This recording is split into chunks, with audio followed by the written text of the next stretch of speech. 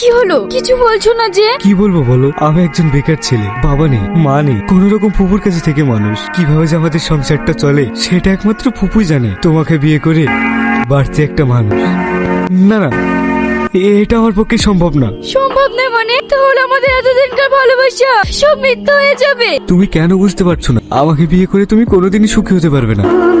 আর তাছাড়া তোমরা অনেক বড় লোক, আমাদের এই সম্পর্কে তোমার বাবা কোনোদিনই মেনে নেবে না। সে চিন্তা তোমাকে করতে হবে না। আমার বাবা আমাকে ভীষণ ভালোবাসি। তুমি একটা ভালো ছাত্র, দেখবে তুমি একটা ভালো চাকরি পাবে। তোমার মতন ভালো ছাত্র আমাদের অঞ্চলে আর একটাও নেই। আমি আজকে বাড়ি গিয়ে তোমার কথা আমার বাবাকে বলবো। না শ্রাবণী, তুমি এসব কথা বলবো না।